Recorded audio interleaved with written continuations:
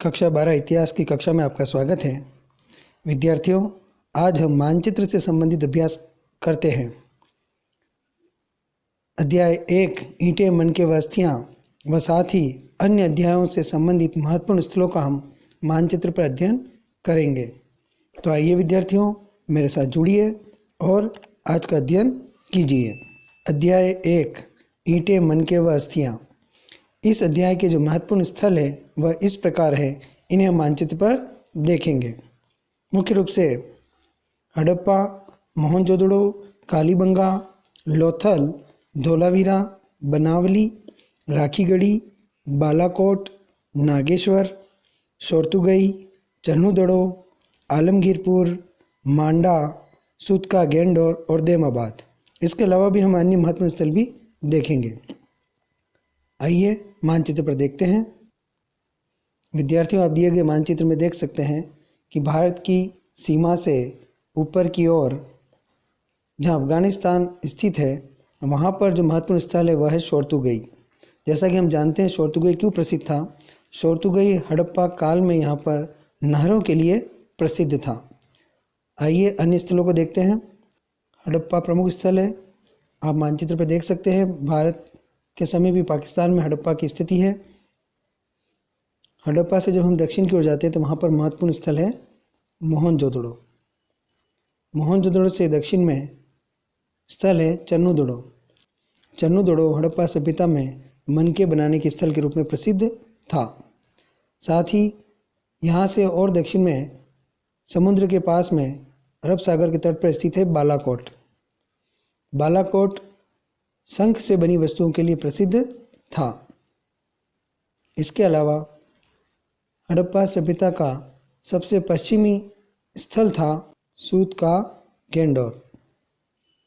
विद्यार्थियों, इसके अलावा महत्वपूर्ण स्थल जो भारत में स्थित है वह है कालीबंगा। कालीबंगा वर्तमान के राजस्थान में स्थित है। कालीबंगा से उत्तर की ओर बनावली, जहाँ से मिट्टी की बनी हुई मृण मूर्तियाँ प्राप्त हुई है। बनावली के समीप ही राखीगढ़ी और हड़प्पा सभ्यता का सबसे पूर्वी स्थल आलमगीरपुर। आलमगीरपुर वर्तमान में उत्तर प्रदेश में स्थित है। साथ ही विद्यार्थियों, हड़प्पा सभ्यता का सबसे उत्तरी स्थल था मांडा, जो कि वर्तमान में कश्मीर में स्थित है। इसके अलावा महत्वपूर्ण स्थलों में धोलावीरा, जो कि गुजरात में स्थित है। आप देख सकते हैं मानचित्र पर धोलावीरा की स्थिति गुजरात में, सौराष्ट्र में स्थित है। इसी के समीप सूरकोटड़ा और सूरकोटड़ा से दक्षिण की ओर लोथल। लोथल अपने डोक यार्ड के लिए, अपने गोदी बाड़े के लिए प्रसिद्ध था। लोथल के समीप रंगपुर, अल्लाहदीनो, जो कि वर्तमान में पाकिस्तान में स्थित है। यहीं पर गुजरात में एक स्थल था नागेश्वर। नागेश्वर की स्थिति गुजरात में स्थित है और यहाँ पर नागेश्वर स्थित था। यह भी शंख से बनी वस्तुओं के लिए जाना जाता था।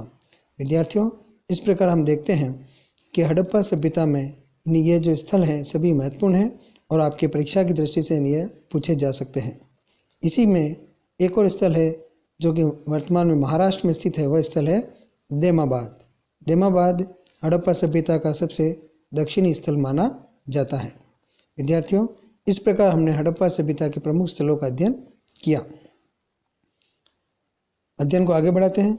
हमारे अन्य अध्याय हैं अध्याय 2 राजा, किसान और नगर, अध्याय 3 बंधुत्व, जाति तथा समाज, अध्याय 5 यात्रियों के नजरिए, अध्याय 6 भक्ति सूफी परंपराएं और अध्याय 10 उपनिवेशवाद और देहात। इन अध्यायों से संबंधित मानचित्रों का अध्ययन भी हम करते हैं। आइए विद्यार्थियों, अशोक के शिलालेख प्राप्ति स्थलों में महत्वपूर्ण है मानसेहरा और शाहबाज गढ़ी, जो वर्तमान में अफगानिस्तान में स्थित है। पाटलिपुत्र, जो कि मगध की राजधानी हुआ करता था, सारनाथ, कौशाम्बी, अहरोरा, सहसराम, उज्जैन,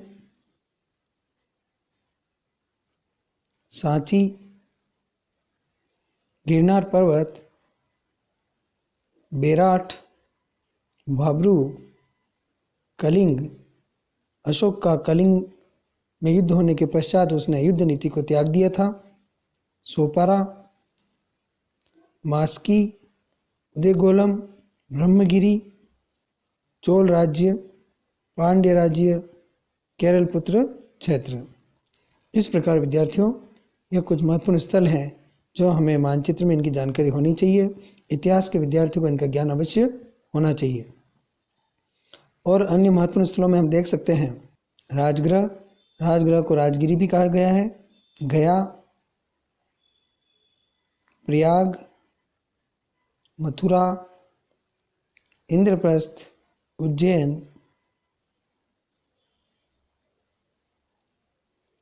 ताम्रलिप्ति।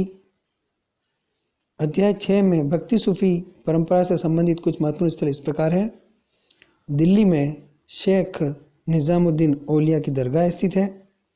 अजमेर में शेख मोइनुद्दीन चिश्ती की दरगाह स्थित है। इसी प्रकार दक्षिण में तिरुपति व तंजावुर शिव मंदिर के लिए प्रसिद्ध है। मदुरई भी मंदिरों के लिए प्रसिद्ध है। अध्याय 10 उपनिवेशवाद व देहात से संबंधित स्थल हैं। राजमहल की पहाड़ियाँ, जहाँ पर संथाल व पहाड़िया जनजातियाँ रहा करती थी। बंगाल का क्षेत्र जहाँ से कॉर्नवालिस ने इस्तमरारी बंदोबस्त लागू किया था। वर्धमान, जहाँ की जमींदारी व्यवस्था के लिए हमने अध्ययन किया है। साथ ही बम्बई दक्कन से रेतवाड़ी व्यवस्था शुरू की गई थी। मद्रास, जो दक्षिण में अंग्रेजों का एक महत्वपूर्ण केंद्र हुआ करता था। विद्यार्थियों, इस प्रकार हमने आज कुछ स्थलों का अध्ययन किया है। ये सभी स्थल आपके आने वाली परीक्षाओं में बहुत ही महत्वपूर्ण हैं। इन्हें पूछा जा सकता है और एक इतिहास के विद्यार्थी को इन स्थलों का अध्ययन व ज्ञान होना आवश्यक है। तो विद्यार्थियों, मेरे साथ जुड़े रहिए और निरंतर अध्ययन करते रहिए। शीघ्र ही नए प्रश्नों की श्रृंखला के साथ उपस्थित होंगे। धन्यवाद।